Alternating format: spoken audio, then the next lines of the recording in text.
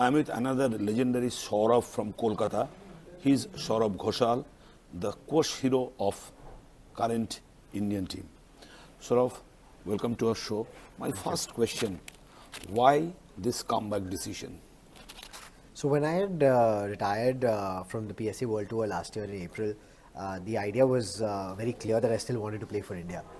So the Asian Games and hopefully the Olympics were the two big ones in the back of my mind. So I kind of went away for a bit, try to clear my mind as much as possible, give the body a little bit of time to recover and recuperate. And then like in August of last year, I said, okay, let me, the mind feels ready now, so let me see if the body is going to respond. And the body responded for the most part. So we were like, okay, this works. But even at that point in time, it wasn't kind of on the anvil that I'm going to get back on PSA. Playing for India was the main goal, and doing that was the driving force. But it's kind of become apparent over the last few months that if I had to have realistic shots of winning medals at Asian Games and the Olympics, and also even going before that to get selected for the Indian team, that being on the PSA World Tour was somewhat of a prerequisite, and I think that's the driving force behind me coming back on PSA. Hopefully, I can manage my schedule and my calendar well enough to be able to protect my mind and body for long enough for the next 3.5 years, because I want to be fresh, both mentally and physically, for LA, so that I can produce the best I can in July 28th. So I can understand the reason behind your comeback decision, but how tough it to once again cope up with the same old regime? I mean, the first couple of weeks back in training in August was brutal.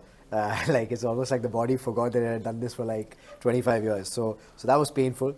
I think third week onwards, the body kind of started remembering a few things. So it started getting better. I think now it's obviously we're pushing the body. Memory cells started working. Yeah, the muscle memory started working a little bit. And now obviously we're pushing the body to further limits. So we're trying to, manage it as best we can. I'm trying to put together the best team I can around me to do that. And yeah, like I said, I'm trying to do everything I can control, and hopefully it'll take me far enough. Your immediate goal? I think right now is, we are focusing on trying to raise my level as much as possible. I want to be able to compete, with the very best in the world, and I kind of have this time a little bit. Even though I've started again now, I'm still playing a few of the smaller tournaments, so I can kind of pick and choose a little bit as to what I want to play, or at least the times that I want to play. So I have a little bit more time to progress on things both on and off the court. So we're working on that. Of course, we do realize that I need to get my ranking back up again, because I'm starting back from scratch pretty much. So we have kind of like, now about 15 months, before kind of the selection criteria for Asian Games starts kind of kicking into gear. So we have to plan that smartly, and obviously kind of perform to be able to hit those targets. So I think it's a twofold process. If we can get the level up and get it where we want to, then we feel that the ranking will take care of itself, because we will perform in the tournaments that we play. So how do you see the prospect of India in Asian Games and overall in the Olympic? Because squash will be included first time in the Olympic in 2028. I think, look, Asian Games, we're definitely a powerhouse. We've done really well over the last 3-4 editions. There's no reason why we can't do really well again next year.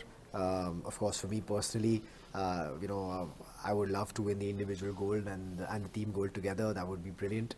Hopefully that'll happen. With the Olympics in mind, the selection criteria and the qualification criteria hasn't been announced yet by the IOC and the organizing committee. I think that'll happen sometime next year. But it is going to be an individual event. There's no teams. So I think, all of us, who are trying to get in, we need to raise our levels so that we have a realistic shot of winning gold.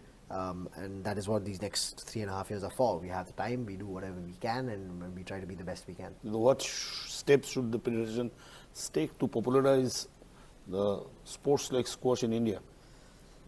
I think there are two things which I would kind of say would make the most impact. I think going into smaller towns and starting grassroots programs there will be a big help because there is a lot of talent in the far corners of our country which are completely untapped.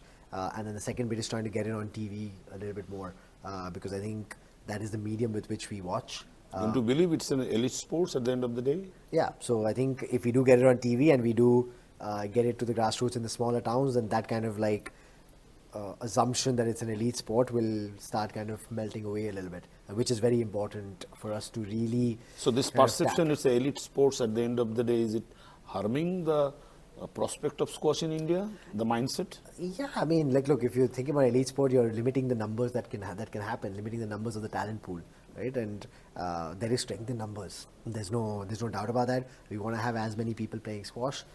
If we have, I mean, I'm just giving hypothetical numbers here. I don't know the exact numbers, but let's say we have 5,000 kids playing today. If we have 50,000 kids playing in 1 year or 2 years' time, the chances are we're going to produce, 10 times the number of champions that we produce right now. So raising the numbers is paramount, but also whilst we do that and raise the quantity of that figure, we need to make sure that the quality is maintained as well and improved at every level.